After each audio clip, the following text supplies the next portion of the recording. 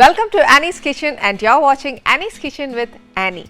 ഇന്ന് നമ്മൾ ചെയ്യാൻ പോകുന്നത് നോൺ വെജിറ്റേറിയൻ ഡിഷാണ് ചെയ്യാൻ പോകുന്നത്. കഴിഞ്ഞ കുറച്ച് ഒരു എപ്പിസോഡിൽ എല്ലാവരും പറയുന്നത് എന്നാന്ന് വെച്ചാൽ മീറ്റിനെക്കാട്ടിലും ഏറ്റവും കൂടുതൽ നല്ലത് ഫിഷാന്നാണ് പറയുന്നത്. അപ്പോൾ എന്നാന്ന് വെച്ചാൽ ശരിയാട്ടോ, ഒരു കണക്കിന് പറയാമെന്ന് ഒരുപാട് ഇറച്ചി നമ്മൾ കഴിക്കുന്നതും നല്ലതല്ല എന്ന് ഇപ്പോഴാണോ ബോധം വന്നത് എന്ന് എന്നോട് ചോദിച്ചാൽ ശരിക്കും പറഞ്ഞാൽ അതുകൊണ്ടല്ല ഞാൻ ഏറ്റവും കൂടുതൽ നോൺ വെജിറ്റേറിയൻ, അതായത് ചിക്കനും മീറ്റ് ഐറ്റംസ് കൂടുതൽ ചെയ്തത് അതുകൊണ്ട് മാത്രമല്ല. പക്ഷേ ഈ പറഞ്ഞ പോലെ ബേസായിട്ട് നമ്മൾ നോക്കുമ്പോഴത്തേന് എല്ലാവർക്കും ഇഷ്ടം ചിക്കൻ അല്ലെങ്കിൽ ഈ പറഞ്ഞ കൂട്ട് മട്ടണോ അങ്ങനെ എന്നതേലും ഒരു മീറ്റ് ഐറ്റം ആണെന്നും എല്ലാവർക്കും കൂടുതൽ മീനിനെക്കാട്ടിലും എല്ലാവരും കൂടുതൽ ഇഷ്ടപ്പെടുന്നത് മീറ്റ് ആയതുകൊണ്ടാണ് ഞാൻ ഏറ്റവും കൂടുതൽ ഡിഷസ് അത് ഉണ്ടാക്കുന്നത്. എൻ്റെ വിചാരം എന്നാന്നോ, എല്ലാവരുടെയും വീട്ടിലും പിള്ളേരുള്ളതല്ലേ, അന്നേരം പിള്ളേർക്കും ഏറ്റവും കൂടുതൽ മീനിനെക്കാട്ടിലും കൂടുതൽ താല്പര്യവും ഈ പറഞ്ഞ കൂട്ട് ചിക്കനോടോ വല്ലോ ഒക്കെ ആയിരിക്കും. അതുകൊണ്ടാണ് ഞാൻ ഏറ്റവും കൂടുതൽ ഈ മീറ്റിൻ്റെ വിഭവം ചെയ്ത. അപ്പോൾ ഞാൻ വിചാരിച്ചു കഴിഞ്ഞ എപ്പിസോഡിലൊക്കെ എല്ലാവരും പറയും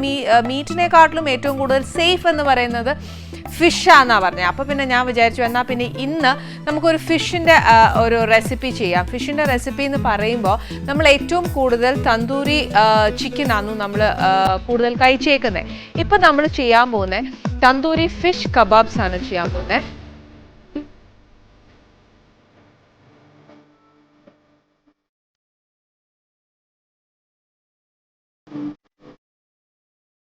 ഞാൻ ഇന്നിവിടെ ചെയ്യാൻ പോകുന്നത് സിമ്പിൾ, അതായത് ഒരു വീട്ടമ്മയ്ക്ക് വീട്ടിലിരുന്നിട്ട് ഒരു തന്തൂരി ഫിഷ് ചെയ്യണം എന്നുണ്ടെങ്കിൽ അത് എങ്ങനെ ചെയ്യാൻ പറ്റും എന്നുള്ള രീതിയിൽ മാത്രമാണ് ഞാനിവിടെ ചെയ്യുന്നത്. അപ്പോൾ ഇന്നുണ്ടാക്കാൻ പോകുന്നത് വളരെ സിമ്പിളാണ്.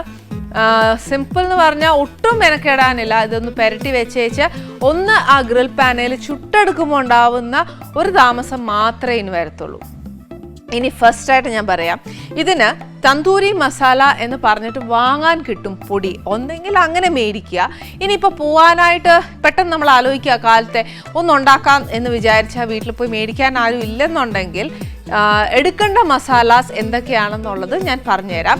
അതനുസരിച്ച് അത് എടുത്തേച്ച് ഒന്ന് പൊടിച്ചു വെച്ചേച്ചാൽ അത് ചീത്തയാവാതെ ഇരുന്നോളും. അതായത് മിക്സിക്കകത്ത് ഒട്ടും വെള്ളമില്ലാതെ വേണം പൊടിച്ചെടുക്കാൻ. പൊടിച്ചെടുത്ത് കഴിഞ്ഞാൽ അതിന് ഒന്നെങ്കിൽ റോസ്റ്റ് ചെയ്തിട്ട് പൊടിച്ചു വെക്കുക. റോസ്റ്റിങ്ങിൽ ഇച്ചിരി മൂപ്പ് കൂടിപ്പോയാലും കുഴപ്പമാണ്. അതുകൊണ്ട് ഞാൻ കുറേശ്ശെ വീതം എടുത്ത് വെച്ചിട്ട് പൊടിച്ചാൽ മതി. അതിന് വേണ്ടിയ മസാലാസ് എന്നൊക്കെയാന്ന് നോക്കിയോ. ഇതൊക്കെ നമ്മുടെ വീട്ടിലുണ്ടോ എന്ന് നോക്കണേ. കുറച്ച് ജാതിക്കാപ്പൊടി, പിന്നെ വേണ്ടിയത് കുറച്ച് പട്ട, കുറച്ച് ഗ്രാമ്പു, ഇത് കുറച്ച് ജാതിപത്രിയാണ്, കുറച്ച് ജീരകം, കുറച്ച് മല്ലി, കുറച്ച് കുരുമുളക്, ഇത് വലിയ ഏലക്കായാണ്, പിന്നെ ഇത് നമ്മുടെ സാദാ ഏലക്ക. ഇത്രയും സാധനമായിരുന്നു നമുക്ക് തന്തൂരി മസാലയ്ക്ക് വേണ്ടിയ ഡ്രൈ സ്പൈസസ്. ഇതെല്ലാം കൂടെ കുറേശ്ശെ ഒരു ഇച്ചിരി മിക്സിയിലോട്ട് നല്ലതായിട്ട് ഉണങ്ങിയ മിക്സി തന്നെ വേണം, വെള്ളം ഒട്ടും പാടില്ല. പിന്നെ എന്താണെന്ന് വെച്ചാൽ ഇച്ചിരി കൂടുതലുണ്ടേ പോലും അതൊന്നും നമുക്ക് സൂക്ഷിക്കണം എന്ന് വെച്ചാൽ നടക്കുകയില്ല. അതുകൊണ്ട് എന്നാ ചെയ്യണമെന്ന് വെച്ചാൽ നല്ല ഡ്രൈ ആയിട്ട് മിക്സ് ചെയ്തേച്ച് ഇത് കുറേശ്ശെ എടുത്ത് വെച്ചേച്ച് നല്ലതായിട്ട് പൗഡർ ആക്കണം. പൗഡർ ആക്കിയേ പറ്റത്തുള്ളൂ. കാര്യം അതുകൊണ്ടാണ് നമ്മൾ ഡ്രൈ റോസ്റ്റ് ചെയ്യാൻ പറയുന്നത്. അല്ലെങ്കിൽ റോസ്റ്റ് ചെയ്യാതെ നമ്മളിത് പൊടിക്കുവാണെങ്കിൽ നമ്മൾ ശരിക്കും എന്നാ പറയുക, ചിക്കൻ കറിയിലൊക്കെ ഞാൻ പറയുകയല്ലേ എപ്പോഴും ക്രഷ്ഡായിട്ടേ പൊടിക്കാൻ പാടുള്ളൂ എന്ന്. ആ ഒരു മസാലയുടെ ഫ്ലേവർ വരും. ഇനിയിപ്പോൾ അഥവാ നമുക്ക് ആ ഒരു അങ്ങനെ പൊടിക്കാൻ പറ്റിയുള്ളൂ എന്ന് വെച്ചാലും മാക്സിമം നമുക്ക് എത്ര അതിനെ പൊടിക്കാൻ പറ്റുമോ അത്രയും പൊടിച്ച് ചേർക്കുന്നതായിരിക്കും നല്ലത്. പിന്നെ ആ മസാലയുടെ ഒരു ഫ്ലേവർ നമ്മുടെ മീനിലായാലും ചിക്കനിലായാലും കിടന്നു കഴിഞ്ഞാൽ കുറച്ച് നല്ല ടേസ്റ്റാണ് വരുന്നത്. ഇനി ചിക്കൻ കബാബ്സിലാണെങ്കിൽ അങ്ങനെയല്ല, നമ്മൾ ഇതെല്ലാം കൂടെ പുരട്ടി വേവിച്ച് വെച്ച് അത് അരച്ചെടുത്ത് പിന്നെ ഒരു സ്ക്യൂറിനകത്ത് വെച്ച് അതിനെ ചുട്ടെടുക്കുന്നതാണ് മറ്റേ ശരിക്കും കബാബ്സ് എന്ന് പറയുന്നത്. പക്ഷേ ഇത് ഞാൻ ഫിഷിൽ അങ്ങനെ ചെയ്യല. ഇനി നെക്സ്റ്റ് എന്നാന്ന് വെച്ചാൽ മീനാന്നേ, ഇത് സ്ക്വയർ പീസസ് ആയിട്ട് മുറിക്കണം. പിന്നെ വേണ്ടിയത് കുറച്ച് മൈദ. മൈദ ഓപ്ഷണലാണ്, വേണമെങ്കിൽ മാത്രം ചേർത്താൽ മതി. പിന്നെ കുറച്ച് കാശ്മീരി മുളക് പൊടി, കുറച്ച് കുരുമുളക്, ഇച്ചിരി നാരങ്ങാ നീര്, കുറച്ച് കസൂരി മേത്തി, ഇഞ്ചിയും വെളുത്തുള്ളിയുടെയും പേസ്റ്റ്, പിന്നെ വേണ്ടിയത് ഇതാ ഞാൻ പറഞ്ഞത് തന്തൂരി മസാല എന്ന് പറഞ്ഞിട്ട് വാങ്ങിക്കാൻ കിട്ടും. പിന്നെ ഇത് ഉണ്ടാക്കേണ്ടത് എപ്പോഴും ഒരു ഇച്ചിരി വെജിറ്റബിൾ ഓയിലാണ് വേണ്ടിയത്. പിന്നെ ഇതിനകത്ത് ഞാൻ ഉപ്പ് വച്ചിട്ടുണ്ട്. ഇതിപ്പോൾ നമുക്ക് സാധാ ഉപ്പാണ് വെച്ചേക്കുന്നത്. ഞാൻ പറഞ്ഞില്ലേ തന്തൂരിക്ക് എപ്പോഴും നമ്മൾ കനലിലിട്ട് ചുട്ടെടുക്കുമ്പോഴത്തേക്ക് അതിനൊരു കനലിൻ്റെ ഒക്കെ ഒരു ചൊവ്വ് വരും. അപ്പോൾ എന്നാന്ന് വെച്ചാൽ അത് നമുക്ക് പാനിൽ ചെയ്യുമ്പോഴത്തേക്ക് കിട്ടത്തില്ല. അപ്പോൾ എന്നാ ചെയ്യേണ്ടതെന്ന് വെച്ചാൽ ഞാൻ പറഞ്ഞ ഈന്തുപ്പ് ഒരു നുള്ളേ ഇടാവുള്ളൂ. ആ ഉപ്പ് ഇട്ട് കഴിഞ്ഞ് എല്ലാം പുരട്ടിയതിന് ശേഷം മാത്രമേ ഈ ഉപ്പ് ചേർക്കാവുള്ളൂ. കാര്യം എന്നാന്ന് വെച്ചാൽ അതിന് ഇച്ചിരി ഉപ്പ് കോൺസെൻട്രേഷൻ കൂടുതലാണ്. അപ്പോൾ ഭയങ്കരമായിട്ട് ഇതും കൂടെ ചേർക്കുമ്പോൾ ഭയങ്കരമായിട്ട് ഉപ്പായി പോകും. അപ്പോൾ അത് ബാലൻസ് ചെയ്ത് വേണം ചേർക്കാനായിട്ട്. ഇപ്പോൾ ഫസ്റ്റ് എന്നാ ചെയ്യേണ്ടതെന്ന് വെച്ചാൽ നമുക്ക് ഈ മീൻ ഒന്ന് പുരട്ടി വെക്കണം. പുരട്ടി വെച്ച് കഴിഞ്ഞ് ഒരു 10 മിനിറ്റ് കഴിഞ്ഞതിന് ശേഷം മാത്രമേ നമുക്കത് വറുത്തെടുക്കാൻ സാധിക്കത്തുള്ളൂ. അപ്പോൾ ഫസ്റ്റ് എന്നാ ചെയ്യണം, നമുക്ക് അതിൻ്റെ ബാറ്റർ ഉണ്ടാക്കണം. ഇനി അഥവാ സപ്പോസ് ഇപ്പം നമ്മൾ ഈ ഒരു സ്പൈസസ് തൊടുന്നില്ല എന്നുണ്ടെങ്കിൽ ഇത്രയും മാത്രം വെച്ച് നമുക്ക് ചെയ്യാൻ നോക്കും. ഇത് എങ്ങനെയാണ് ചെയ്യേണ്ടതെന്ന് വെച്ചാൽ ഞാൻ ആ മിക്സിയിൽ ഇട്ട് കാണിച്ചു തരാം. കാര്യം അതനുസരിച്ച് നമ്മൾ വീട്ടിൽ ഉണ്ടാക്കി വെച്ചാൽ മതി അതിൻ്റെ മസാല. ഡ്രൈ റോസ്റ്റ് എന്ന് പറയുമ്പോഴത്തേക്ക് നമ്മൾ എന്നാ പറയുന്നത്, ഒരു ചെറുതായിട്ടൊന്ന് മൂത്ത് വന്നേച്ചാൽ മതി. ഒരുപാട് ഇട്ട് മൂപ്പിക്കണ്ട. മൂപ്പിച്ച് കഴിഞ്ഞ് കഴിഞ്ഞാൽ അതിൻ്റെ ആ നിറവ്യത്യാസം വരും. പിന്നെ എന്നാന്നറിയോ, ഒരുപാട് മൂത്ത് പോകുമ്പോഴത്തേക്ക് നമ്മുടെ സ്പൈസസിന് ഒരു പ്രത്യേക ഫ്ലേവർ അല്ലെങ്കിൽ ഒരു ടേസ്റ്റ് വരും. അത് എന്തായാലും തന്തൂരിക്ക് ചേരുവല്ല. അതുകൊണ്ട് അങ്ങനെ ചെയ്യണ്ട. പിന്നെ അഥവാ നമ്മൾ ഒത്തിരി പൊടിച്ചു വെക്കുക, അതൊരു ശക്കലം പൊടിച്ചു വെച്ചേച്ചാൽ മതി. അന്നേരം പിന്നെ അധികം താമസിക്കാതെ അടുത്ത എന്നതേലും ഒരു കറിക്ക് ചെയ്യണം എന്നുണ്ടെങ്കിൽ ഇടാൻ നോക്കും. ഫസ്റ്റ് എന്നാന്ന് വെച്ചാൽ ഈ പട്ട എപ്പോഴും കുറച്ചിട്ടേച്ചാൽ മതിയേ. പിന്നെ ഒരു 3-4 ഗ്രാമ്പൂ, ഒരു എതളിൻ്റെ പകുതി മതിയാവും, അതായത് ജാതിപത്രി. പിന്നെ ഒരു നുള്ള് ജീരകം, നുള്ളല്ല ഇപ്പം ഞാൻ പറയട്ടെ, ഇതൊരു ഇച്ചിരി നമ്മൾ പൊടിച്ചെടുത്തേച്ച് കുറച്ച് നമ്മൾ തന്തൂരി മസാലയും കൂടെ ചേർക്കുവാണെങ്കിൽ കുറച്ചുകൂടെ ടേസ്റ്റ് വരും. അപ്പം എന്നാന്ന് വെച്ചാൽ ഒരു മസാലയുടെ ഫ്ലേവറും വരും, ആ തന്തൂരിയുടെ ഒരു എഫക്റ്റും വരും. ഇത് ശരിക്കും ഞാൻ പറയുന്ന ഒരു അത്യാഗ്രഹമാണ്, പക്ഷെ എന്നാലും ഞാൻ പറയുന്ന ഒരു ടേസ്റ്റാണ് ഞാൻ പറയുന്നത്. ഇതല്ല ഏതെങ്കിലും ഒന്നിട്ടാലും കുഴപ്പമൊന്നും ചെയ്യില്ല കേട്ടോ. പിന്നെ കുറച്ച് മല്ലി, ഇത് പച്ച മല്ലിയാണ്. കുറച്ചൊന്ന് റോസ്റ്റ് ചെയ്തേച്ച് പൊടിക്കുവാന്നേൽ കുറച്ചുകൂടി നല്ലതാണ്. ഇതിപ്പോൾ ഞാൻ ഒരു ഇച്ചിരിയേ ഉണ്ടാക്കുന്നുള്ളൂ. അതുകൊണ്ട് എന്നാന്ന് വെച്ചാൽ ഞാൻ ഒരുപാട് റോസ്റ്റ് ചെയ്തെടുക്കുന്നില്ല. ഇപ്പം ഈ മീനിന് ഉപയോഗിക്കാനുള്ളതേ ഞാൻ എടുക്കുന്നുള്ളേ. ഇത് ഞാനിപ്പോൾ പൊടിക്കുവാന്നേ തന്നെ ഒരുപാട് നല്ല പൗഡർ പോലെ പൊടിയുവേല. അതുകൊണ്ട് തന്നെ ഞാനിപ്പം ഈ മസാലയിൽ ചേർക്കുവാണെങ്കിൽ തന്നെ ഇന്ന് ഉപയോഗിച്ച് തീർക്കാനുള്ളതല്ലേ. പിന്നെ ഒരുപാട് പൊടിയാതെ നമുക്ക് ക്രഷായിട്ട് കിട്ടുവാണെങ്കിൽ ആ മസാലയുടെ ഫ്ലേവർ നമ്മൾ മീനായാലും ചിക്കനായാലും എന്നാ ചെയ്താലും അതിൻ്റെ ഫ്ലേവർ ഭയങ്കരമായിട്ട് വരും. അത് ശരിക്കും പറഞ്ഞാൽ നല്ലൊരു മണമാണ് അത്. പക്ഷേ വെച്ചേക്കാൻ ഒത്തിരി ദിവസം വെച്ചേക്കാനൊക്കെ ഒക്കെയല്ല.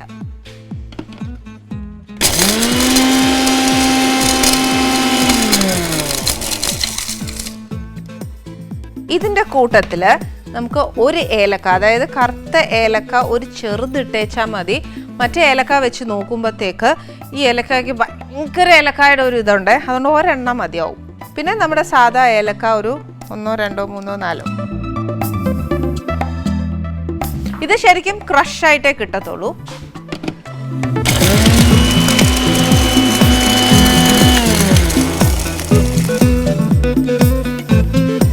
ക്രഷായിട്ടേ കിട്ടത്തുള്ളൂ. പക്ഷെ കുറച്ച് നേരം കൂടെ കരയ്ക്ക് വന്നേൽ അത് കിട്ടും കേട്ടോ. ആദ്യം എന്നാ ചെയ്യേണ്ടത്, ഇപ്പം തന്നെ മിക്സി തുറക്കുമ്പോൾ നല്ല മണം വരുന്നുണ്ട്. ശരിക്കും ആ ഒരു മസാല പൊടിച്ച് കഴിഞ്ഞാൽ നമ്മൾ അധികം അതിൻ്റെ ഫ്ലേവർ കളയരുത്. ഇറച്ചിക്കാണെന്നെങ്കിലും മീനിനാന്നേലും എന്നത്തിനാന്നേലും ചില സമയത്തൊക്കെ നമ്മളിവിടെ മീനിന് പോലും മസാല ചേർത്ത് നമ്മൾ കറി വെച്ചിട്ടുണ്ട്. എപ്പോഴായാലും മസാല ഒരു ചിക്കൻ ആണെങ്കിൽ ഒരു ഹാഫ് വെന്ത് കഴിഞ്ഞതിന് ശേഷം വേണം മസാല ഇടാൻ. എന്നാലേ ആ മസാല കംപ്ലീറ്റ് ചിക്കനെ പിടിക്കും, ആ ഫ്ലേവർ കംപ്ലീറ്റ് അതിനകത്ത് നിൽക്കും. നമ്മൾ ആ ഇറച്ചിക്കറി അങ്ങോട്ട് തുറക്കുമ്പോഴത്തേനും നല്ലൊരു മണവും വരുവേ. ഇനി എന്നാ ചെയ്യേണ്ടത്, ഫസ്റ്റ് നമുക്ക് ആ ബാറ്റർ ഒന്ന് കലക്കാം. ശരിക്കും നമുക്ക് മൈദ ഓപ്ഷണലാണ്, വേണമെങ്കിൽ മാത്രം ചേർത്താൽ മതി. പിന്നെ എന്നാന്ന് വെച്ചാൽ ഒരു ബൈൻഡിങ് കിട്ടാൻ വേണ്ടി മാത്രമേ ചേർക്കാവുള്ളേ. അപ്പം എന്നാന്ന് വെച്ചാൽ കുറച്ച് ഒരു 1/2 ടേബിൾ സ്പൂൺ ചേർത്തു. പക്ഷെ മുളക് പൊടി കുറച്ച് കൂടുതൽ വേണം.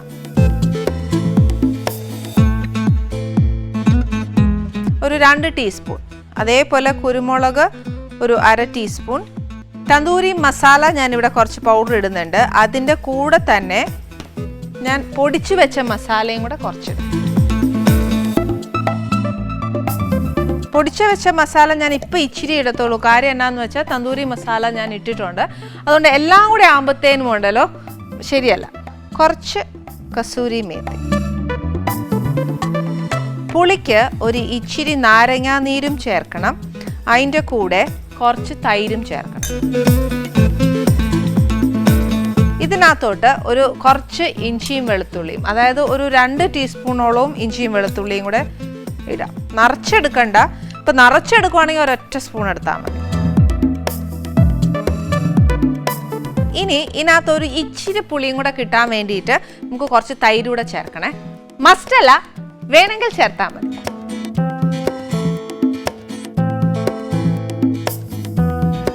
നാരങ്ങാനീര് ചേർക്കുന്നുണ്ട്, എന്നാൽ ഒരു ഇച്ചിരി തൈര് തന്തൂരിക്ക് വേണം, എന്നാൽ ആ ടേസ്റ്റ് ഉള്ളൂ.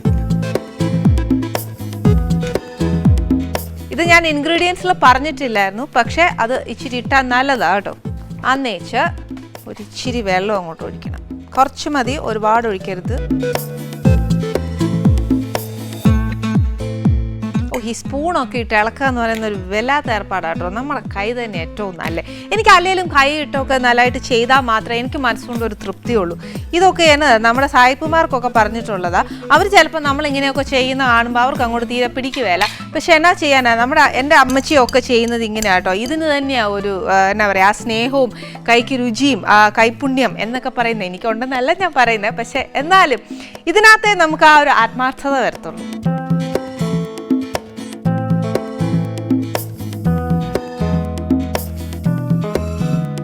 നമ്മുടെ ഈ സമയത്ത് ഈന്തുപ്പ് ഉണ്ടെങ്കിൽ കുറച്ച് ഒരു നുള്ള് ഈന്തുപ്പും കൂടെ ഇട്ടോണം. ഞാൻ ഇതിനകത്ത് ഇപ്പോൾ ഉപ്പ് ഇട്ടില്ല, കുറച്ചൊന്ന് പെരട്ടിയച്ചിടാവേ. ഈന്തുപ്പ്, പിന്നെ ബീട്രൂട്ടിൻ്റെ കളറ് എല്ലാം. ബീട്രൂട്ടിൻ്റെ കളറ് ചേർക്കുന്നത് എങ്ങനെയാണെന്ന് വെച്ചാൽ ബീട്രൂട്ട് നല്ലതായിട്ടൊന്ന് വേവിച്ചെടുക്കുമ്പോൾ തന്നെ അതിൻ്റെ ഒരു കളറ് വരും. ഇപ്പം ഞാൻ വെള്ളം ഒഴിച്ചില്ലേ, അതിന് പകരം ബീട്രൂട്ടിൻ്റെ കളർ ഒഴിച്ചാൽ മതി. ബീട്രൂട്ടിൻ്റെ ആ ചാറ്, അതായത് ബീട്രൂട്ട് വേവിക്കുമ്പം ഒത്തിരി വെള്ളം ഒഴിച്ച് വേവിക്കരുത്. നമുക്ക് ഇതിനാവശ്യമുള്ളൊരു വെള്ളം ഒഴിച്ച് വെച്ചാൽ മതി. അപ്പം ബീട്രൂട്ട് വേവിക്കുന്നത് എങ്ങനെയാണെന്നറിയാമോ, കഷ്ണമായിട്ട് ഇട്ടേക്കല്ല, അതിനൊന്ന് ഗ്രേറ്റ് ചെയ്തിടണം. ഗ്രേറ്റ് ചെയ്തിടുമ്പോഴത്തേക്ക് നമുക്ക് നല്ലതായിട്ട് സ്ക്വീസ് ചെയ്തെടുക്കാൻ ഒക്കും. അതല്ല, നമ്മൾ ഗ്രേറ്റ് ചെയ്യുന്ന സമയത്ത് തന്നെ നമുക്കത് സ്ക്വീസ് ചെയ്തെടുക്കാൻ പറ്റും എന്നുണ്ടെങ്കിൽ അപ്പം തന്നെ സ്ക്വീസ് ചെയ്ത് ഇതിനകത്തോട്ട് ചേർത്തേച്ചാൽ മതി. ഇനി വേവിച്ച് അത്രയും ഗ്യാസും കൂടെ കളയണ്ട. ഗ്യാസിനൊക്കെ ഇപ്പോൾ ഭയങ്കര വിലയാണ്.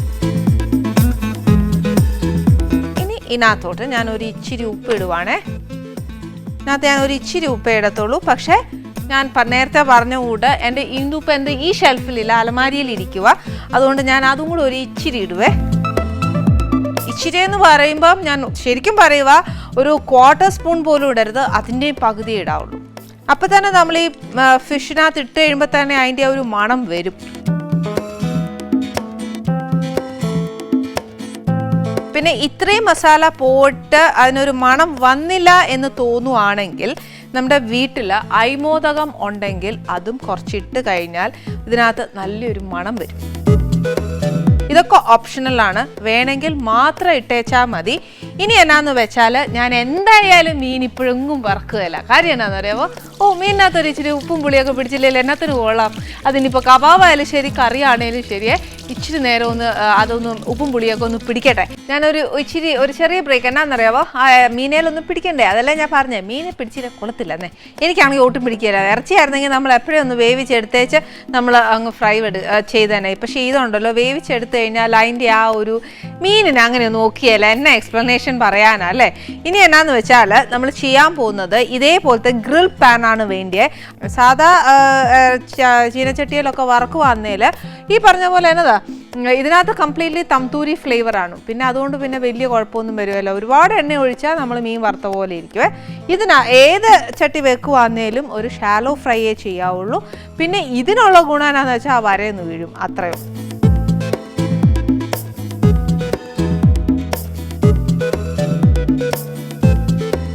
ശരിക്കും എണ്ണ എല്ലായിടത്തും ഒന്ന് ചുറ്റിച്ചേച്ച് വെച്ചാൽ മതി. ഒത്തിരി എണ്ണയൊന്നും ഒഴിക്കണ്ട. പിന്നെ ആ നേല് നല്ലൊരു സൈഡ് നോക്കിയേച്ച് അതിന് എപ്പോഴും ആ വര വീഴുന്നത് പോലെ പ്ലേസ് ചെയ്താൽ മതി മീൻ. ലോ ഫ്ലെയിമിൽ മതിയേ, എന്നാലേ മീനൊന്ന് വേവത്തുള്ളൂ.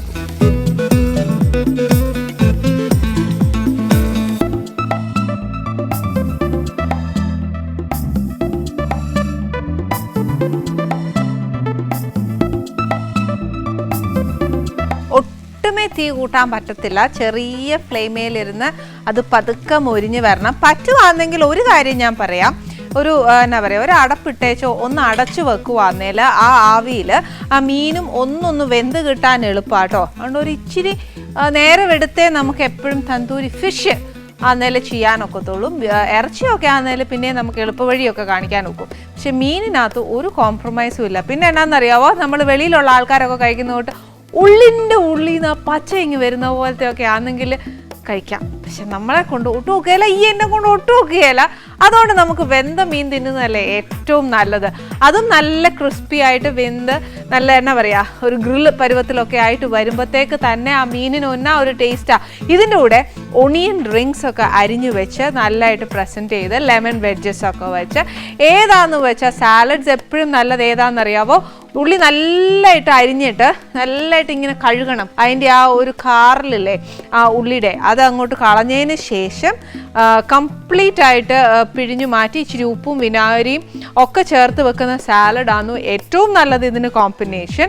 പിന്നെ അതല്ല, ചിലർക്ക് ഉള്ളി വട്ടത്തിൽ അരിയാതെ ഒണിയൻ റിങ്സ് ആയിട്ട് അരിഞ്ഞു വെച്ചേച്ച് ലെമൺ വെഡ്ജസുമായിട്ട് കൊടുക്കുന്നതാണ് ഏറ്റവും ഇഷ്ടം. ഇതൊക്കെ ഓരോരുത്തരുടെ ഇഷ്ടമാണ്. പിന്നെ ഇതൊന്നും ഇല്ലെങ്കിൽ ഈ ടാറ്റ സോസ് ഇഷ്ടമാണ് ചിലർക്ക്, ഇല്ലെങ്കിൽ ഈ പറഞ്ഞ പോലെ കെച്ചപ്പ് ഇഷ്ടമാണ്. ഏത് വേണമെങ്കിലും കഴിക്കാം. പക്ഷെ ഒരൊറ്റ കണ്ടീഷനേ ഉള്ളൂ, ഫ്ലെയിം കൂട്ടി വെച്ച് പകുതി വെന്ത മീൻ എടുക്കാൻ ശ്രമിക്കരുത്.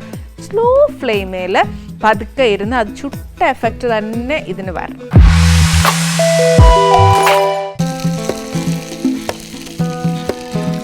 ഇപ്പം ശരിക്കും പറഞ്ഞാൽ എത്ര നേരം ഒന്ന് നിന്നേച്ചാന്നറിയോ, ഒരു പ്രാവശ്യമെങ്കിലും നമ്മൾ മീനൊന്ന് മറിച്ചിടുന്നേ. അപ്പം ഇപ്പം മനസ്സിലായില്ലേ എത്ര സ്ലോ ഫ്ലെയിമേൽ നമുക്ക് ചെയ്യാൻ പറ്റുമോ അത്രയും സ്ലോ ഫ്ലെയിമേ തന്നെ നമ്മൾ ഇതിൽ ഗ്രിൽ പാനിൽ ചെയ്തെടുക്കുക.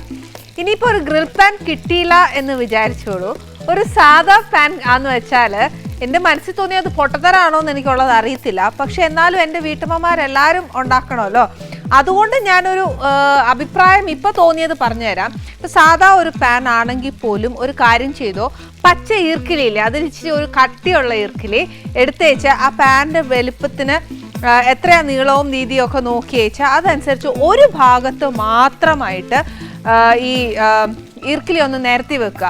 നിരത്തി വെച്ചേച്ച് നമ്മൾ ഷാലോ ഫ്രൈ അല്ലേ ചെയ്യുന്നത്, ആ ഈർക്കിലി പക്ഷേ ടൈറ്റ് ആയിരിക്കണം വെക്കുന്നത്.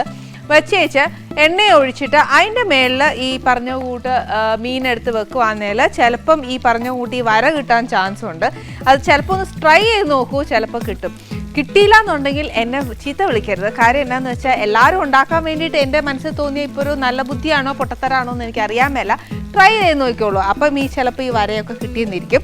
പിന്നെ ഈ മീൻ വറുക്കാനായിട്ട് ഇനിയും നേരം പോവേ. അപ്പം എന്നാ ചെയ്യേണ്ടതെന്നറിയോ, മീൻ വറുത്ത് ഞാൻ ചുമ്മാ ഇങ്ങനെ കുത്തിക്കൊണ്ട് നിൽക്കുന്ന കാണാൻ വലിയ ബോറാ. നമ്മുടെ ഇന്നത്തെ തന്തൂരി ഫിഷ് ശരിക്കും പറഞ്ഞാൽ വേഗം കഴിഞ്ഞ മാതിരി ഉണ്ട് അല്ലേ.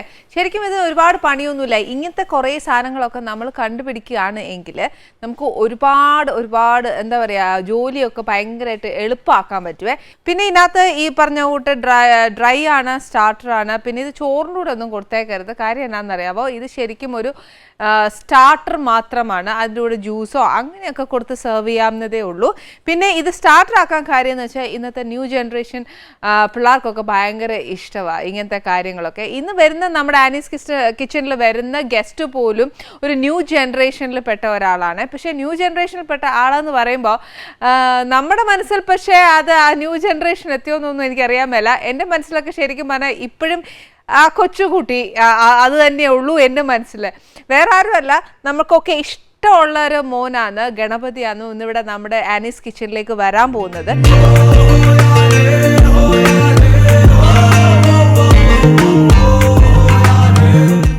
ഗണപതിയാണോ ഗണപതിയുടെ ചേട്ടനാണ്? അല്ല, ഗണപതിയാണ്. ആണോ? ഞാൻ ശരിക്കും പറഞ്ഞ ഇങ്ങനെ ഒന്ന് നോക്കാൻ പോയി ഗണപതി എവിടെ. എന്തറിയോ, ഇതാണോ ഗണപതി എന്നുള്ളത് എനിക്ക് ഒട്ടും മനസ്സിലാവുന്നില്ല. ലാസ്റ്റ് ടൈം കാണുമ്പോ ചേച്ചിയല്ല താൻ ഇത്ര ഉണ്ടായിരുന്നുള്ളൂ. ലാസ്റ്റ് ടൈം ഞാൻ കാണുമ്പോ ചേച്ചി ഇത്ര ഉണ്ടായിരുന്നുള്ളൂ. ആ കറക്റ്റ്. അപ്പൊ ഞാൻ എന്തറിയോ, നമ്മുടെ വിനോദയാത്രയിലൊക്കെ കണ്ട ഗണപതി ഇല്ലേ, അതായത് അലിബായിലൊക്കെ കണ്ട ഗണപതി ഇതേ അല്ല, ഇപ്പൊ പുരുഷനായി പോയി. ദൈവമേ, താടിയൊക്കെ വെച്ച് മീശയൊക്കെ വെച്ച് പെണ്ണെടുക്കുക. ഇപ്പൊ ഞാൻ ഡിഗ്രി കഴിഞ്ഞു. അതെ അതെ, ഡിഗ്രി കാലം പോയ പോക്ക്. പിന്നെ ഇങ്ങനെ ചെറിയ പടങ്ങളൊക്കെ ചെയ്ത് ചങ്സ് ആയിരുന്നു അവസാനത്തെ റിലീസ്, നന്നായി പോയി. ഇപ്പോ മമ്മൂക്കങ്ങളുടെ കൂടെ അങ്കിൾ എന്ന് പറഞ്ഞ പടം ചെയ്യുന്നുണ്ട്. പിന്നെ വീണ്ടും ബാലുവിന്റെ കൂടെ തന്നെ ചാർലീസ് ഏഞ്ചൽ, സജി സുരേന്ദ്രൻ രണ്ട് പടം. എനിക്ക് ഒരൊറ്റ കാര്യം ചോദിക്കട്ടെ, ഗണപതിയുടെ ചട്ടമ്പിത്തരം നിന്നോ ഇല്ലേ? നിന്നു. മെച്ചൂർഡ് ഇല്ല, അങ്ങനെ നിന്നിട്ടില്ല, എന്നാലും കുറച്ചുണ്ട്. മെച്ചൂർഡ് ആയിട്ടില്ല. മെച്ചൂർഡ് ആയില്ല. ഇല്ല ഇല്ല ഇല്ല, അത്രേ ഉള്ളൂ. പഴയ ഒരു കുഞ്ഞു മനസ്സ് ഇപ്പോഴും ഉണ്ട്.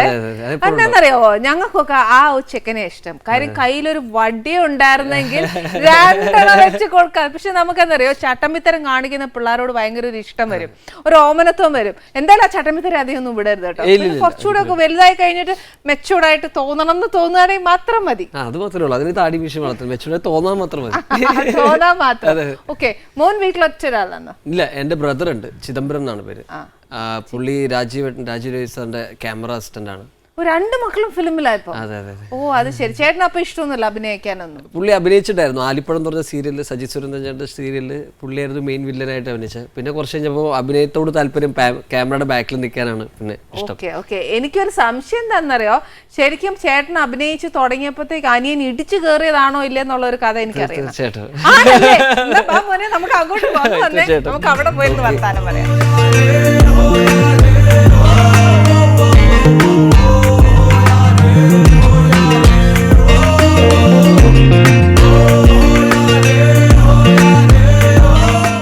വന്നിരുന്നില്ലേ, ശരിക്കും പറഞ്ഞ എനിക്ക് മനസ്സിലായത് എന്തറിയോ, ഇന്നത് കഴിച്ചു തീർത്തിട്ട് ഇനി മേല് സംസാരിക്കുള്ളൂ എന്ന് പറഞ്ഞിട്ടുള്ള ഒരു ഇരിപ്പാണ്. ആണോ? എന്നാ ഇപ്പൊ തരുന്നില്ല. ഓ, ഏതാ ഇറച്ചിയെക്കാട്ടിലും ഒക്കെ ഭയങ്കര ഇഷ്ടം? ഇറച്ചിയെക്കാട്ടിലും കൂടുതൽ എക്സ്പെരിമെന്റ് ചെയ്യാൻ പറ്റുന്ന ഫിഷ് ആണല്ലോ. നമുക്ക് പല പല നേരെ തിരിച്ചാ എനിക്ക് എന്താന്ന് എനിക്കറിയാൻ മേല. പക്ഷെ ഞാൻ ഏറ്റവും നമ്മളിപ്പോ ചിക്കനിലാണെങ്കിൽ ചിക്കന്റെ പല വെറൈറ്റികൾ ഉണ്ടാക്കാന്നല്ലാതെ, അല്ല ഇപ്പൊ മട്ടൺ ആണെങ്കിൽ പലതിന് പല വെറൈറ്റി. ഫിഷ് ആകുമ്പോൾ നമുക്ക് പല പലത് ആയിട്ട് എക്സ്പെരിമെന്റ് ചെയ്യാലോ. ടൂണ, മറ്റേ അങ്ങനെ പല ഇനങ്ങളുണ്ടല്ലോ. അത് ഞാൻ സമ്മതിച്ചു. പക്ഷെ ചിക്കനിലാണെങ്കിൽ നമുക്ക് ഫ്ലേവേഴ്സ് പലതും ഉണ്ടാക്കാം. തീർച്ചയായിട്ടും ഇതിനകത്ത് വെറൈറ്റീസ് ഉണ്ട്. പിന്നെ ഫിഷ് കുറച്ചും കൂടെ ഫ്രഷ് ആയിരിക്കുമല്ലോ എപ്പോഴും. ഞാൻ നേരത്തെ പറഞ്ഞ പോലെ ഒരു കാര്യമുണ്ട്. ഇപ്പൊ എനിക്കൊന്ന് ന്യൂ ജനറേഷൻ പിള്ളേരൊക്കെ ഭയങ്കര നന്നായി. ഇപ്പൊ ഫിഷ് ആണ് കുറച്ചുകൂടെ ഹെൽത്തിന് നല്ലത്, കുറച്ചുകൂടെ ഫ്രഷ് ആയിട്ട് കിട്ടും. ബാക്കി ഫ്രോസൺ ആണ് അല്ലെ, ഇങ്ങനെയൊക്കെ ചിന്തിക്കുന്നുണ്ട്. തീർച്ചയായിട്ടും. ഓ, വെരി ഗുഡ്. അതിപ്പോ ആദ്യമായിട്ട് കേൾക്കുക. പക്ഷെ എനിക്ക് സന്തോഷമുണ്ട് ഇപ്പത്തെ പിള്ളേർ അങ്ങനെ ചിന്തിക്കുന്നില്ല. ഭയങ്കര വർക്ക്ഔട്ട് ചെയ്യോ? ഞാൻ എന്താ പറയണ്ട, വീട്ടിലുള്ള വർക്കൗട്ടേ ഉള്ളൂ അത്യാവശ്യം. ഇല്ല, അതുകൊണ്ട് ഇടയ്ക്ക് ചെറിയ പുഷപ്സും പൈസ അങ്ങനത്തെ ചെറിയ വർക്കൗട്ടേ ഉള്ളൂ. ജിമ്മിൽ ഞാൻ കുറച്ചും കൂടെ ഒരു 1-2 കൊല്ലം കൂടെ കഴിഞ്ഞിട്ട് പോകാൻ വിചാരിക്കുന്നു. അമ്മ പറഞ്ഞു അപ്പൊ പോയാൽ മതി. അമ്മ പറഞ്ഞു ഹൈറ്റ് വെക്കൂല, ഹൈറ്റ് വെച്ചിട്ട്. ഓക്കെ, അപ്പൊ അതൊക്കെ കഴിഞ്ഞ് മസിൽസ് ഒന്ന് കുറച്ചുകൂടെ ഒന്ന് സ്ട്രോങ് ആയതിനു ശേഷം പോവാന്നല്ലേ? തീർച്ചയായിട്ടും. ഓക്കെ, ഈ ഒരു കാര്യം ഞാൻ ചോദിക്കണമെന്ന് വിചാരിച്ചു. പക്ഷെ മോനോട് ചോദിച്ചാൽ അറിയാൻ മേല. പക്ഷെ എന്നാലും നിങ്ങൾ എപ്പോഴെങ്കിലും അച്ഛനോട് അമ്മയോട് ചോദിച്ചിട്ടുണ്ടാവും. മോനെ, ഇപ്പം ശരിക്കും ചേട്ടന് ചിദംബരം എന്നും മോന് ഗണപതി എന്നൊക്കെ അച്ഛൻ പേരിട്ടില്ലേ? നിങ്ങൾ എപ്പോഴെങ്കിലും ചോദിച്ചിട്ടുണ്ടാവില്ലേ അച്ഛൻ്റെ അടുത്ത് എന്താ അങ്ങനെ പേരിട്ടെന്ന്? തീർച്ചയായിട്ടും ഞാൻ ചോദിച്ചിട്ടുണ്ട്. അപ്പോൾ ആൾക്കാർ ഒരിക്കലും ഗണപതി എന്നുള്ള ദൈവത്തിന്റെ ഞാൻ ചോദിച്ചു, അതുകൊണ്ടാണോ ഇട്ടതെന്ന് ചോദിച്ചു. പക്ഷെ അല്ല, എന്താ പറയുക, അതിൻ്റെ ഒരു സംസ്കൃതം മീനിങ് ആണ് എനിക്ക് പുള്ളി ഡിറൈവ് ചെയ്ത് തന്നത്. ഗണപതി മീൻസ് ഗണം മീൻസ് കൂട്ടം, പതി മീൻസ് അധിപൻ, the leader of the group. അതേപോലെ Chidambaram the consciousness of space എന്നാണ് അതിൻ്റെ അർത്ഥം. അപ്പോൾ പുള്ളി തന്നെ നമ്മുടെ കസിൻസിൻ്റെ ഒക്കെ പേരെല്ലാം പുള്ളിയെ കൊണ്ട് എഴുതിപ്പിക്കാറ്. അതായത് ചിത്രഭാനു, യോഗേശ്വരൻ, ഗൗതം, സിദ്ധാർത്ഥ, അങ്ങനത്തെ കുറെ പേരുകൾ. അച്ഛൻ എന്തുവാ ശരിക്കും? അച്ഛൻ ഭയങ്കര വർക്ക് ചെയ്യുന്ന എവിടെയാ? അച്ഛൻ ഗവൺമെന്റ് പ്രസ് ഉദ്യോഗസ്ഥനാണ്. പിന്നെ ഫിലിം ഫീൽഡിൽ തന്നെ ഉണ്ടായിരുന്നു. ടി വി ചന്ദ്രൻ സാറിന്റെ അസോസിയേറ്റ് ഡയറക്ടർ ആയിരുന്നു. ജയരാജ് സാറിന്റെ കോ ഡയറക്ടർ. ഈ പൊന്തമാട ഡാനി ആ ടൈം തൊട്ട് പുള്ളി വർക്ക് ചെയ്താണ്. ഇപ്പൊ ഫീൽഡിൽ വർക്ക് ചെയ്യുന്നില്ല. ഇപ്പൊ ഗവൺമെന്റിന്റെ ഡോക്യുമെന്ററീസ് ഒക്കെ ചെയ്തുകൊണ്ടിരിക്കുകയാണ്. അപ്പൊ അച്ഛൻ ഒരുപാട് വായിക്കും തോന്നുന്നുണ്ട്. അതെ അതെ, ഒരുപാട് വായിക്കും. അതാണ് ലൈബ്രറി ഒക്കെ ഉണ്ട് പുള്ളിക്ക്. അതാണ് ശരിക്കും, അതുകൊണ്ടാണ് അച്ഛൻ ഇങ്ങനത്തെ ഒക്കെ പേരൊക്കെ കണ്ടുപിടിച്ചൊക്കെ ഇട്ടത് അല്ലേ?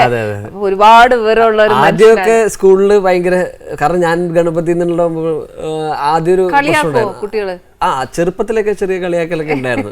പിന്നെ അത് മാറി. പിന്നെ എനിക്ക് ആ ഒരു പേരിനോടൊരു ആദ്യം ഉണ്ടായിരുന്നു ഇഷ്ടം തോന്നുന്നു. കാരണം ഞാൻ മാത്രമല്ലേ ഉള്ളൂ ഗണപതി, അധികം ഇല്ല. അതങ്ങനെ ഒരു പ്രശ്നം ഉണ്ടായിരുന്നു. പിന്നെ ഓക്കെ കുഴപ്പമില്ല. ഓക്കെ, ശരിക്കും പറഞ്ഞാൽ അച്ഛൻ ഒരുപാട് അസോസിയേറ്റ് ആയിട്ട് വർക്ക് ചെയ്തിട്ടുണ്ട്, അസിസ്റ്റൻസ് ആയിട്ട് വർക്ക് ചെയ്തിട്ടുണ്ട്, ഫിലിം ഫീൽഡിൽ അച്ഛനുണ്ടായിരുന്നു. ശരിക്കും അച്ഛൻ വഴിയാണോ ചേട്ടൻ ആദ്യം ഫിലിമിൽ വന്നത്?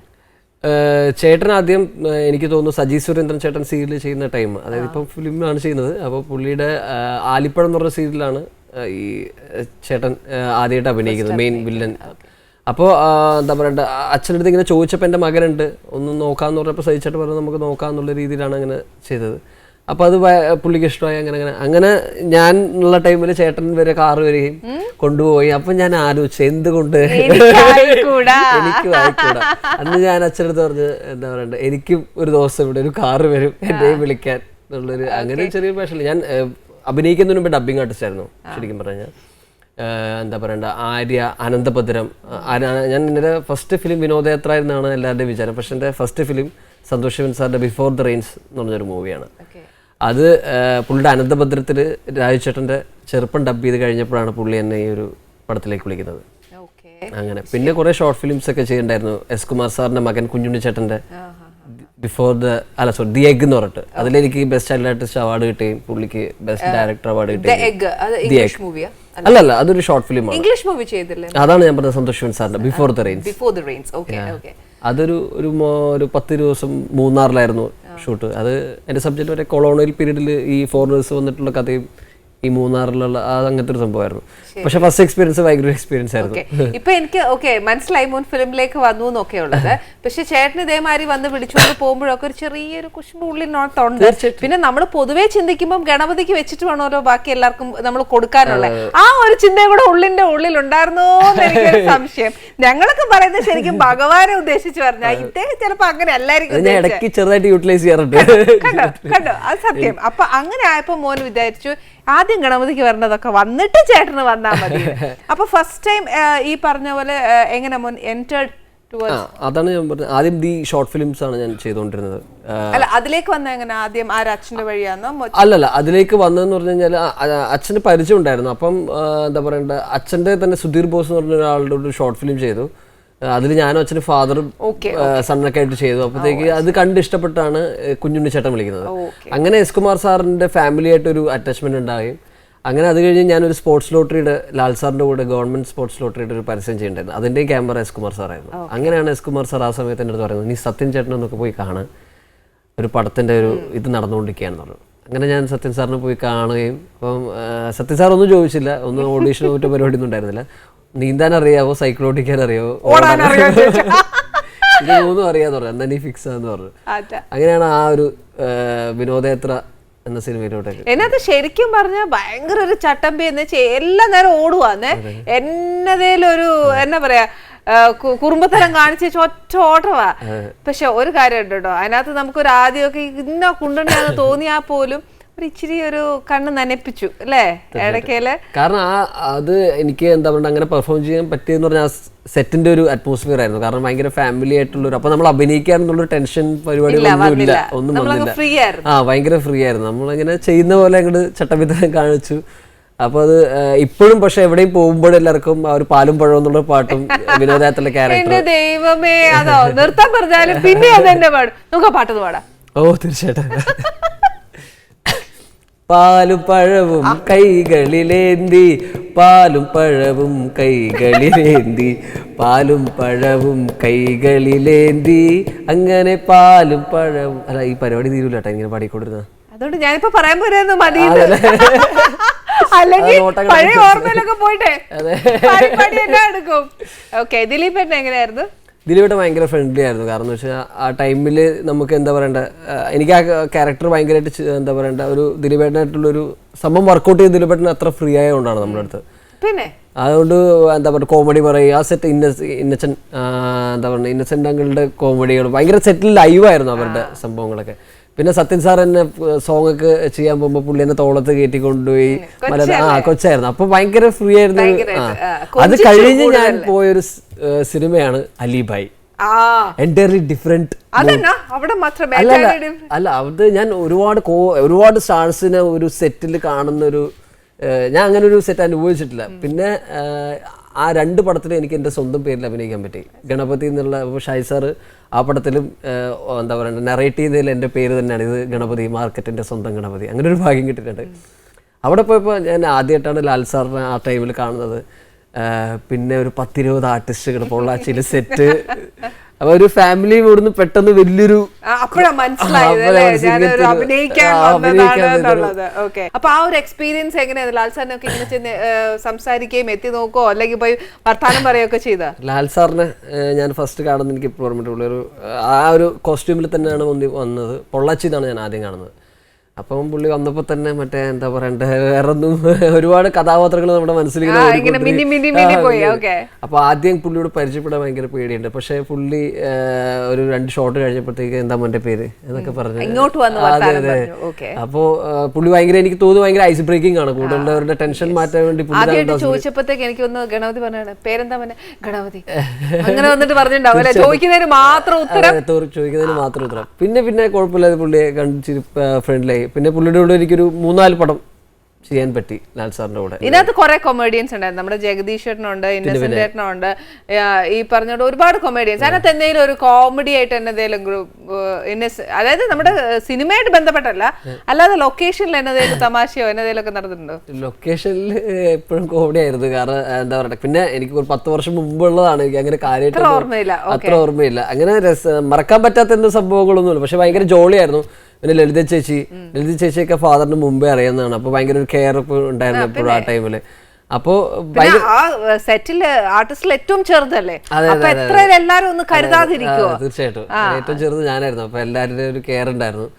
പിന്നെ ആദ്യമായിട്ടാണ് ബോംബ് ബ്ലാസ്റ്റിംഗ് ഒക്കെ ആ ടൈമിൽ ആദ്യമായിട്ട് ഞാൻ കാണുന്നത്. ആ ഒരു സെറ്റ് മൊത്തം നമ്മള് അതെ അതെ അതെ മൊത്തം ബഹളം, എല്ലാ ദിവസവും ബഹളം. പിന്നെ എനിക്കൊന്ന് പ്രാഞ്ചിയേട്ടനകത്ത് ചെയ്ത ക്യാരക്ടർ അല്ലേ, അതാണ് ഈ വിനോദയാത്ര ഒരു ബ്രേക്ക് കിട്ടുന്നത്. നല്ല ക്യാരക്ടർ. മമ്മൂക്കയുടെ കൂടെ ഒന്ന് കൂടുതൽ സിനിമ ചെയ്തത്. മമ്മൂക്കയുടെ കൂടെയാണ് ഏറ്റവും കൂടുതൽ കോമ്പിനേഷൻ എനിക്ക്.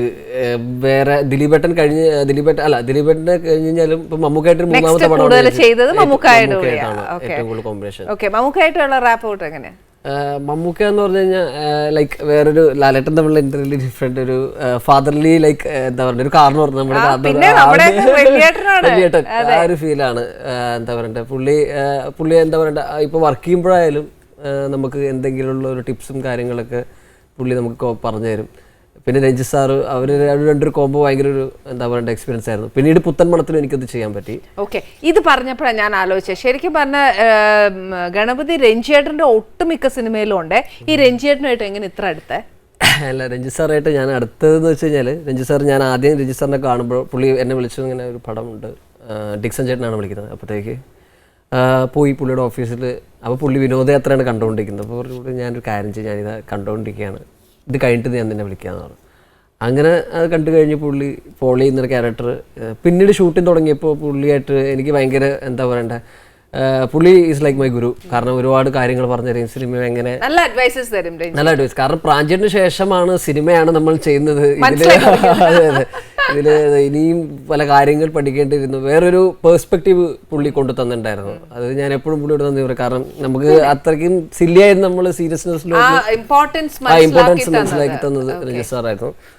പുള്ളി എന്നെ ഇപ്പൊ ഗണപതി പുള്ളി എന്റെ പേര് പുള്ളി പോളി എന്ന് പറഞ്ഞൊരു, അതാണ് എന്റെ കഥ. എപ്പോഴും പോളി എന്ന് തന്നെ വിളിക്കാറുള്ളൂ പുള്ളി. അപ്പൊ സെറ്റിലെല്ലാരും പോളിനെ വിളിക്കുന്ന പോളി, അതെ വിളിക്കുക, അങ്ങനെ ഒരു റിലേഷൻ. പിന്നീട് മിക്ക സിനിമകളിലും പിന്നീട് 2 സിനിമകൾ ചെയ്തു. സ്പിരിറ്റ് എന്ന് പറഞ്ഞ പടത്തിൽ.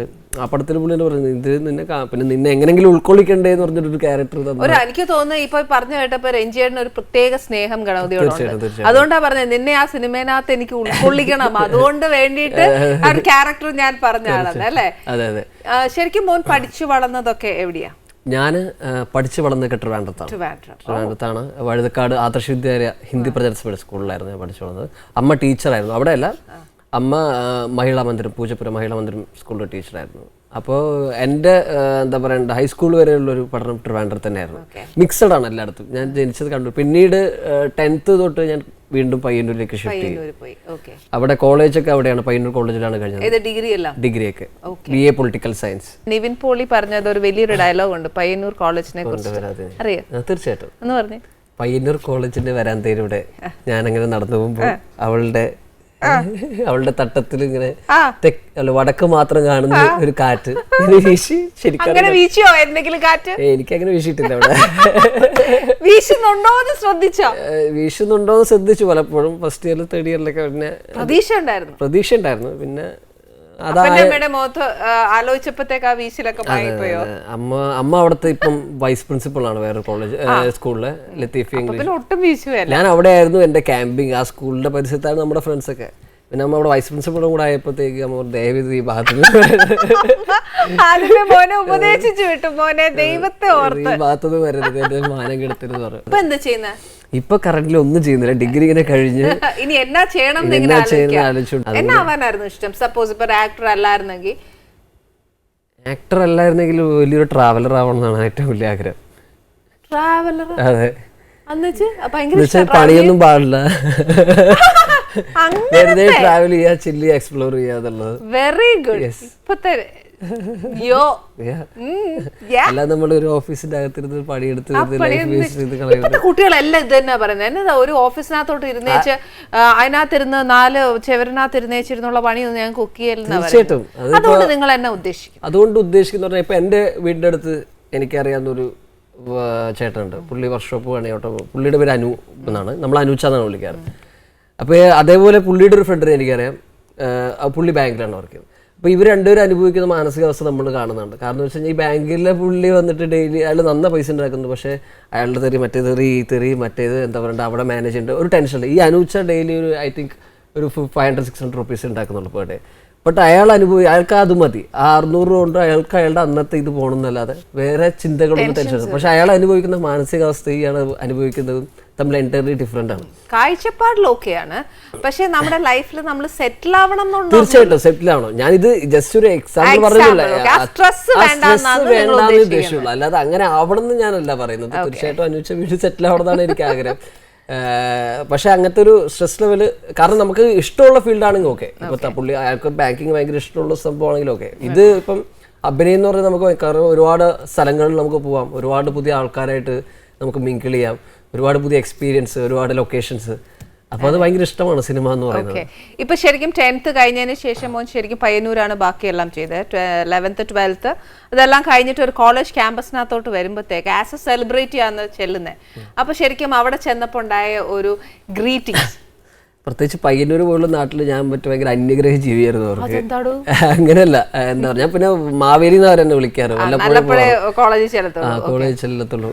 പക്ഷെ ഭയങ്കര ഫ്രണ്ട്ലി ആയിരുന്നു അവിടുത്തെ ആൾക്കാരും. എന്താ പറയണ്ടേ, പയ്യന്നൂർ കോളേജിന്റെ ഒരു മൂഡ് തന്നെ അവന്റെ ഹാപ്പനിങ് കോളേജിന്റെ പുറത്താണ്. എന്ന് വെച്ചാൽ കോളേജ് കോമ്പൗണ്ടിന്റെ അതാണ്, ക്ലാസ് മുറിക്കകത്തല്ല. പിന്നെ എന്താ പറയുക, SFI KSU ഞാൻ നിന്നിട്ടില്ല ഒന്നിനും. ഇല്ല, അങ്ങനെയല്ല.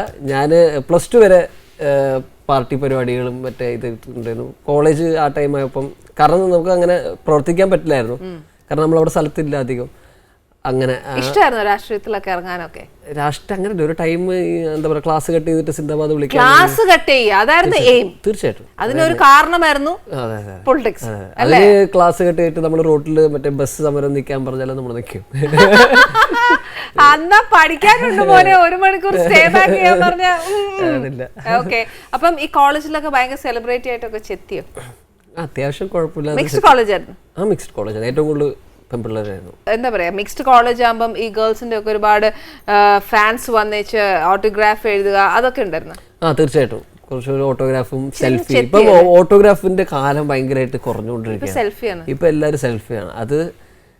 അത് വന്ന് അതിന്റെ ഒരു മറ്റേ എന്താ പറയണ്ട മോശാവസ്ഥയിൽ. ഇപ്പൊ ചിലവർ വന്നിട്ട് നമ്മളുടെ അടുത്ത് വന്ന് തോളിൽ വന്നിട്ട് സെൽഫി എടുത്തിട്ട് അവർ നേരെ അങ്ങ് പോകും. അപ്പൊ നമ്മൾ അവിടെ ഇരുന്നിട്ട് സ്റ്റക്കായി പോകും. ലൈക്ക് ഇപ്പോൾ അവർക്കത് മതി, അവർക്ക് ഒരു ഫോട്ടോ അല്ലാതെ നമ്മളെ പരിചയപ്പെടണമെന്നോ നമ്മുടെ എന്തെങ്കിലും കാര്യം എന്ത് വിശേഷം അതൊക്കെ ഭയങ്കരമായിട്ട് മാറി. അതെ, നെക്സ്റ്റ് അവർക്ക് ആ ഇൻസ്റ്റാഗ്രാമിൽ ലൈക്കിന്റെ ആ ഒരു ഹൈപ്പ് അല്ലാതെ വേറെ തീർന്നു. അല്ലെ നമ്മളെ പരിചയപ്പെടുവോ, എന്താണ് വിശേഷം, പുതിയ പരിപാടികൾ എന്താണെന്നുള്ള ചോദിക്കാനുള്ള മാനസികാവസ്ഥ. ശരിക്കും പയ്യന്നൂർ അച്ഛന്റെ വീടാണോ അമ്മയുടെ വീടാണ്? രണ്ടുപേരുടെയും വീട് അവിടെ തന്നെയാണ്. അവർ രണ്ടുപേരും ഒരു കസിൻസ് ആണ് ശരിക്കും പറഞ്ഞു കഴിഞ്ഞാൽ. നേരെ ഡയറക്റ്റ് അല്ല, ഒരു ഡിസ്റ്റന്റ് റിലേറ്റീവ് ആയിട്ടുള്ള കസിൻസ് ആണ്. അപ്പോൾ രണ്ടുപേരുടെ നാട് അവിടെയാണ്. ഞാൻ ജനിച്ചത് അവിടെയാണ്. പിന്നെ അപ്പൊ തന്നെ ഒരു 5-6 മാസം തന്നെ ട്രാൻഡത്ത് കൊണ്ടുവന്നു. ഓക്കെ, ഇപ്പൊ ശരിക്കും ഒരു പാട്ട് പാടാൻ പറഞ്ഞു, നമ്മൾ പറഞ്ഞു പാടിച്ച ഒരു പാട്ടുണ്ട്, പാലും പഴവും കയ്യിലേന്തി. അല്ലാതെ പാടൂ. അത് ഭയങ്കര ബോറായി പോകും. അല്ലെങ്കിൽ പാലും പഴവും ഭയങ്കര സന്തോഷമായിരുന്നു. അല്ല പാലും പഴവും പിന്നെ എന്തെങ്കിലും പറഞ്ഞിട്ട് പാടാം. ഞങ്ങൾ അതേപോലെ കേട്ടല്ലോടോ, അതേപോലെ കേട്ടോളാം. അത് മാത്രം വേണ്ട. ആനി ചേച്ചി ഒരു പാട്ട് പാടിത്തരും. എന്നിട്ടാണ് ഈ ഷോയിൽ അവിടെ നിന്ന് ഇറങ്ങി വന്ന് എന്നെ വന്ന് തല്ലാൻ. ചേച്ചി ഷോയിൽ ഇതുവരെ പാടിയിട്ടുണ്ട്. അങ്ങനെ ഒരു അപ്പത്തം ഞാൻ ചെയ്യാം. പാട്ട് പാടാം. എന്തിനാ മോനെ ഐശ്വര്യമായിട്ട് സന്തോഷമായിട്ട് കഴിക്കാൻ വന്നല്ലേ, അത് മക്കള് നീ ഇവിടുന്ന് തന്നെ ഇറങ്ങി ഒറ്റ ഓട്ടോടും. രണ്ടുപേരും പാടുന്നില്ല. വേണ്ട, ഞാൻ പാടേയില്ല. ഞാനിങ്ങനെ ആസ്വദിച്ച് എല്ലാരും. പക്ഷെ എനിക്ക് പാട്ട് ഭയങ്കര ഇഷ്ടമാ, കേൾക്കാൻ ഭയങ്കര ഇഷ്ടമാ. പിന്നെ ഒരുപാട് ഇംഗ്ലീഷ് മൂവീസും മറ്റൊക്കെ കാണും എന്ന് പറഞ്ഞു. റെഫർ ചെയ്യാറുണ്ടോ? തീർച്ചയായിട്ടും റെഫർ ചെയ്യാറുണ്ട്. കാരണം ഞാനിവിടെ മലയാള സിനിമ മാത്രമേ ആദ്യം ചെറുപ്പത്തിൽ കാണുന്നുണ്ടായിരുന്നു. അപ്പോൾ ഫാദർ തന്നെയാണ് ശരിക്കും പറഞ്ഞു കഴിഞ്ഞാൽ പുറത്തുള്ള മൂവീസൊക്കെ കാണിച്ച്, ഹോളിവുഡ് മൂവീസും എന്താ പറയണ്ട ഫ്രഞ്ച് കൊറിയൻ മൂവീസൊക്കെ കാണിച്ചിട്ട് ഇതിനപ്പുറം വേറെ ലോകമുണ്ട് കണ്ടുപിടിച്ചോ എന്നുള്ള രീതിയിൽ അങ്ങനെ നടക്കരുത്. ആക്ടർ ഇതിന്റെ ഇമ്പോർട്ടൻസ് മനസ്സിലാക്കണം, ആ സീരിയസ്നെസ് മനസ്സിലാക്കണം എന്നൊക്കെ അച്ഛൻ കുറച്ച് അഡ്വൈസസ് തന്നിട്ടുണ്ട്. രഞ്ജിയേട്ടൻ കുറെ ഉപദേശം തന്നു എന്ന് പറഞ്ഞത് ബെസ്റ്റ് അഡ്വൈസ് രഞ്ജിയേട്ടൻ തന്ന ഒരു നല്ലൊരു അഡ്വൈസ് എപ്പോഴും മനസ്സിൽ കൊണ്ട് നടക്കുന്നുണ്ട്? മനസ്സിൽ കൊണ്ട് ഞാൻ എനിക്ക് പണ്ട് എന്താ പറയണ്ടേ, ഞാൻ മാധവൻ എന്ന് പറഞ്ഞ സീരിയലൊക്കെ ചെയ്തിട്ടുണ്ട്. പിന്നെ എന്താ പറയണ്ട, നമ്മുടെ തമ്പി സാറിൻ്റെ സീരിയൽ പണ്ട് ചെറുപ്പത്തിൽ ചെയ്തിട്ടുണ്ട്. പിന്നെ എനിക്ക് ഈ പ്രോംപ്റ്റിംഗ് എന്ന് പറഞ്ഞൊരു പ്രശ്നം ഉണ്ടായിരുന്നു. പ്രോംപ്റ്റ് ചെയ്താലേ പറയാൻ പറ്റുള്ളൂ. അത് മാറിയത് പ്രാഞ്ചേട്ടലാണ്. അത് ഞാൻ പുള്ളിയുടെ ഏറ്റവും പഠിച്ച് മമ്മൂക്ക തന്നെ ചീത്ത വിളിച്ചിട്ടുണ്ടായിരുന്നു. ആ ടൈമിൽ പുള്ളി എൻ്റെ അടുത്ത് പറഞ്ഞാൽ 60 വയസ്സ് കഴിഞ്ഞ് ഞാൻ ഇവിടെ കാണാപ്പാടം പഠിച്ചിട്ട് പറഞ്ഞു നിനക്കെന്താ പറയാൻ. അതൊരു പിന്നെ എനിക്കിപ്പോൾ പ്രോംപ്റ്റ് പറ്റില്ല. പ്രോംപ്റ്റ് ചെയ്ത് കഴിഞ്ഞാൽ എനിക്ക് പറയാൻ പറ്റില്ല. എല്ലാം ഡയലോഗ് ഒന്ന് കാണാപ്പാടം പഠിച്ച്. കാരണം എന്ന് വെച്ച് കഴിഞ്ഞാൽ അത് പ്രോംപ്റ്റ് ചെയ്യുമ്പോൾ നമ്മൾ എന്താ പറയണ്ട, അത് പറഞ്ഞ ഡയലോഗ് തന്നെ ഓൺ ദി സ്പോട്ട്. പക്ഷെ ഇത് മനപ്പാടം പഠിച്ചു കഴിഞ്ഞാൽ നമുക്ക് അതിനുള്ള എന്തൊക്കെ ഇംപ്രൂവൈസ് ചെയ്യാനും ഇല്ല ഞാനിപ്പോ കണ്ടന്റ് കിട്ടിയാൽ മതി. പിന്നെ ഇപ്പം പണ്ടൊക്കെ ആണെങ്കിൽ നമുക്ക് ഒരുപാട് ഈ കുട്ടികൾക്ക് വേണ്ടിയിട്ടുള്ള സിനിമ ഇറങ്ങുമായിരുന്നു, ഈ പറഞ്ഞ പോലെ കുട്ടിച്ചാത്തൻ അങ്ങനെയൊക്കെ പറഞ്ഞിട്ട്.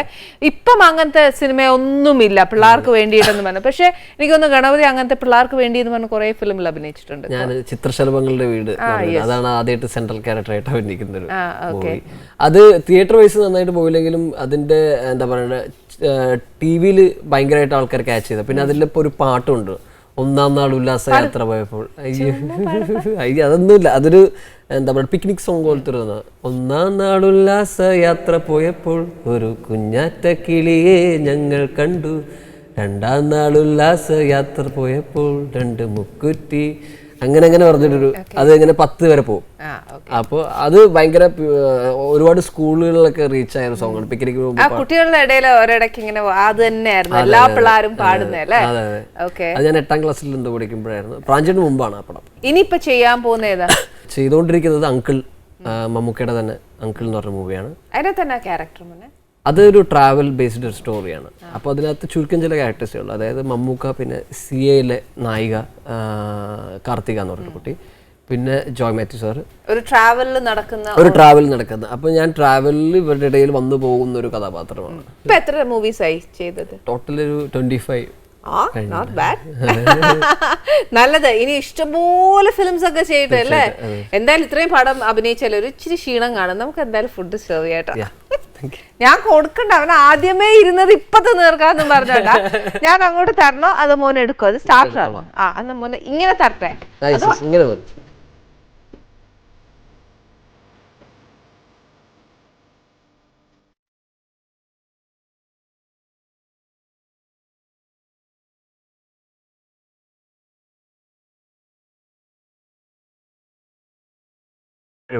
അടിപൊളിയാ? ഇഷ്ടായി? നിങ്ങൾക്കൊക്കെ ശരിക്കും പറഞ്ഞാൽ ഇങ്ങനത്തെ ഫുഡ്? എനിക്ക് ഇപ്പം ഇത് ഭയങ്കര സോഫ്റ്റ് അല്ല, എനിക്ക് അങ്ങനെയാണ് ഇഷ്ടം ശരിക്കും പറഞ്ഞാൽ. ഫിഷിന്റെ അകം ഫ്ലഷ് കുറച്ചും കൂടെ ഭയങ്കര ക്രിസ്പി ആവാൻ പാടില്ല. ഇല്ല, ഇത് കുറച്ചുകൂടെ സോഫ്റ്റ് ആണ്. ഇത് തന്നെ എന്റെ മൂത്ത മോനും പറയാറുണ്ട് കേട്ടോ. അമ്മ മീൻ വറുക്കുമ്പോ ഒരുപാട് അങ്ങ് വറുക്കരുത്, ഒരു കുറച്ച് സോഫ്റ്റ്നെസ് അതിനകത്ത് വെച്ചേക്കണം. ആ ഫ്ലഷിലെ ഒരു സോഫ്റ്റ്നെസ് ഉണ്ടായാൽ ഭയങ്കര രസമായിരിക്കും. ചില സമയത്ത് എനിക്ക് മത്തിയൊക്കെ ഇല്ലേ, അത് ഭയങ്കര ക്രിസ്പി ആയിട്ട് നല്ല ക്രിസ്പി ആവുന്നതാണ് അതിന്റെ ടേസ്റ്റ്. അത് ഇങ്ങനെ സോഫ്റ്റ് ആയ കൊള്ളുകയല്ല, ചിലപ്പോ നമുക്ക് അത് ഇഷ്ടപ്പെടുകയല്ല അതിന്റെ ഫ്ലേവർ. പക്ഷെ ഒരു കാര്യം ഞാൻ പറയാൻ പോന്നെ, കണ്ണൂര് എനിക്ക് തോന്നുന്നു ടോട്ടലി ഡിഫറെന്റ് അവിടുത്തെ ടേസ്റ്റ്. ട്രിവാൻഡ്രം ടോട്ടലി ഡിഫറെന്റ് ആണ്. ഇവിടുന്ന് എനിക്ക് തോന്നുന്നു തന്നെ 10th കഴിഞ്ഞ പിന്നെയല്ല അങ്ങോട്ട് പോയേ. അപ്പൊ ശരിക്കും ഫുഡ് വലിയ പ്രശ്നം വന്നില്ല, അമ്മ ഉണ്ടാക്കുമായിരിക്കും. അമ്മ ഉണ്ടാക്കുകയാണ്. പക്ഷെ എനിക്ക് എന്താ പറയണ്ട, അവിടുത്തെ ഭയങ്കര ഡിഫറൻസ് ഉണ്ട്. എനിക്ക് ട്രിവാൻഡ്രത്ത് വന്നു കഴിഞ്ഞാൽ ട്രിവാൻഡ്രത്ത് എനിക്ക് ഏറ്റവും കൂടുതൽ ഇഷ്ടം എന്ന് പറഞ്ഞു കഴിഞ്ഞാൽ ഇവിടുത്തെ സദ്യ ഭയങ്കര എൻ്റർലി ഡിഫറെൻ്റ് ആണ് അവിടത്തേക്കാളും. ആ ബോളിയും മറ്റേ ഇതൊക്കെ കൂട്ടി അവിടെ ബോളിയില്ല, അവിടെ ബോളിയില്ല, അവിടെ വേറെ എൻ്റെ ഡിഫറെൻ്റ് ആണ്. പിന്നെ ഇവിടുത്തെ സാമ്പാറിൽ പരിപ്പിടും, അവിടെ പരിപ്പ് യൂസ് ചെയ്യാറില്ല അങ്ങനെ. അപ്പൊ പിന്നെ സാമ്പാർ കുറെ പരിപ്പിടും ഇവിടുത്തെ സാമ്പാറിൽ. തമിഴ്നാട്ടിൽ ഒരു കട്ടി കാണും, മറ്റേ കട്ടിയില്ല അല്ലേ. പിന്നെ അവിടുത്തെ എനിക്ക് ഏറ്റവും മലബാറി ഫുഡിൽ എനിക്ക് ഏറ്റവും ഇഷ്ടം മുസ്ലിം ഫുഡ്സ് ആണ് അവരുടെ. പിന്നെ ആർക്കും അവരെ എന്നാ പറയാ മറികടക്കാൻ ഓക്കെയല്ല വെച്ചാ ഓരോ ദിവസവും ഞാൻ ശരിക്കും ആലോചിച്ചിട്ടുണ്ട്, ഓരോ ദിവസവും അവർ ഓരോ വെറൈറ്റി ഓഫ് ഡിഷസ് ആ കണ്ടുപിടിക്കുന്നത്. അതെന്ന് വെച്ച് കഴിഞ്ഞാൽ എനിക്ക് ഏറ്റവും കൂടുതൽ മുസ്ലിം ഫ്രണ്ട്സ് ആണുള്ളത്, ഞാൻ കൂടുതൽ. അതെ അതെ. അപ്പോൾ എനിക്ക് നോമ്പ് ടൈമിലൊക്കെ ഭയങ്കര ഇതാണ്. നോമ്പ് തുറക്ക് എൻ്റെ വീട്ടിൽ എല്ലാ ദിവസവും പല പല ഐറ്റംസ് വരും, അവർ ഡെയിലി കൊണ്ടുവന്ന് തരും. പിന്നെ റംസാനായ ടൈമിലേക്ക് എന്ന് വെച്ച് കഴിഞ്ഞാൽ ഒരു 5-6 വീട്ടിൽ കയറേണ്ടി വരും നമ്മൾ എന്തായാലും മറ്റേ നാട്ടിലാണെങ്കിൽ. അപ്പോൾ അതിപ്പോൾ കുറച്ച് മിസ് ചെയ്യുന്നുണ്ട്, കാരണം ഇപ്പോൾ നാട്ടിലില്ല, ഇപ്പോൾ എറണാകുളത്തായതുകൊണ്ട് അത് കുറച്ച് ചെറുതായിട്ട് മിസ് ചെയ്യുന്നുണ്ട്. അപ്പോൾ മെയിൻ 3 സിറ്റീസിലുള്ള കംപ്ലീറ്റ് ഫുഡും താൻ തീർച്ചയായിട്ടും. അതുകൊണ്ട് എനിക്ക് ഒരു സ്ഥലത്ത് എന്താ പറയുക സ്ലാങ് എൻ്റെ അടുത്തല്ല അത് പറയും, എനിക്ക് കണ്ണൂർ സ്ലാങ് ഇല്ല, ട്രിവാൻഡ്രത്തുള്ള എല്ലാം കൂടി മിക്സ് ആയിട്ടൊരു. ഇനിയിപ്പോ ഒരു കൊല്ലം കഴിഞ്ഞ് ചോദിക്കുമ്പോൾ മിക്കവാറും എറണാകുളം ഭാഷയിൽ പറയുന്നത് അങ്ങനെ നമ്മുടെ കൊച്ചി എന്നൊക്കെ പറയാം. ഇല്ല, എല്ലാം കൂടെ ഇപ്പൊ പക്ഷേ ഞാൻ കൊച്ചി എന്താ പറയുക സ്ലാങ് പിടിച്ചിട്ടുണ്ട്. പണി ബീട്ടു എന്ന് പറഞ്ഞ പടത്തിൽ മൊത്തം കൊച്ചി സ്ലാങ് ആണ് പിടിച്ചത്. അപ്പൊ അങ്ങനെ എന്താ പറയണ്ട, അതിൽ വലിയൊരു ഭാഗ്യമാണ് ഓരോ സ്ഥലത്ത് ഇങ്ങനെ ജീവിച്ചുകൊണ്ട് ഇപ്പൊ നാട്ടിൽ പോയി ഒരു ബ്രേക്ക്ഫാസ്റ്റ് അമ്മയുടെ ബ്രേക്ക്ഫാസ്റ്റ് ചോദിച്ചു കഴിഞ്ഞാൽ ഞാൻ എന്തിനു പോയി, നിങ്ങൾ എന്തിനു വന്നിനിപ്പാ,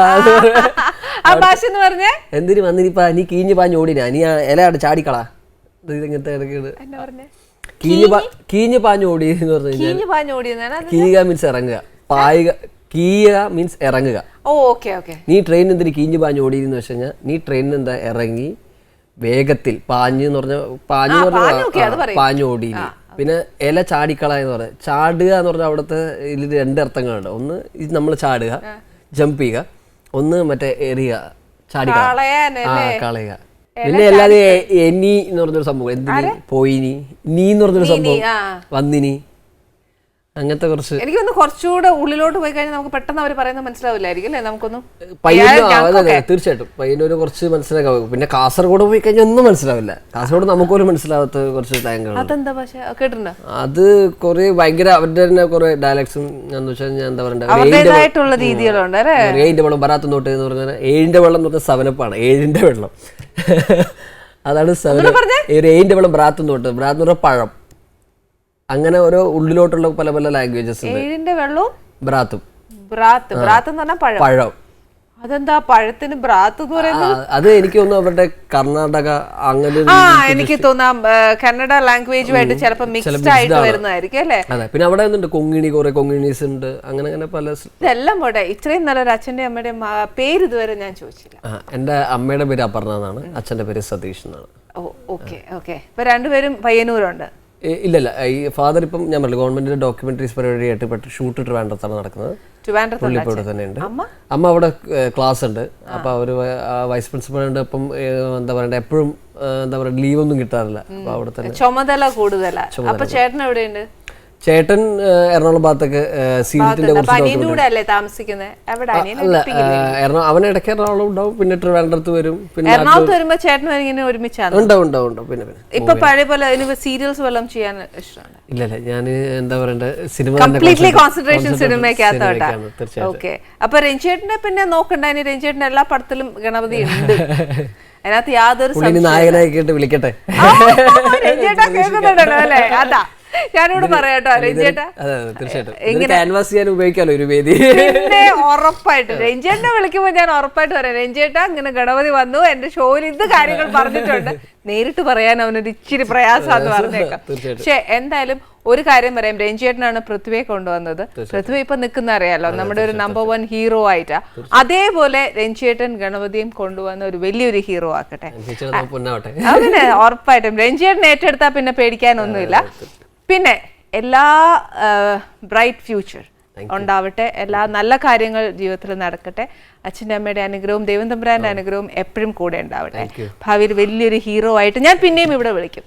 അപ്പൊ വരണം, അല്ലെങ്കിൽ അന്നേരം സമയമില്ല നോക്കട്ടെ എന്ന് വല്ലതും പറഞ്ഞാൽ ഞങ്ങൾ ഈ കംപ്ലീറ്റ് ആദ്യം ഇവിടെ വരുന്നതിന് ആനിസ് കിച്ചൺ എന്ന് പറഞ്ഞ പരിപാടിക്ക് വരുന്നപ്പോൾ ഞാൻ ഇങ്ങനെ ആദ്യം ഇങ്ങനെ നോക്കി.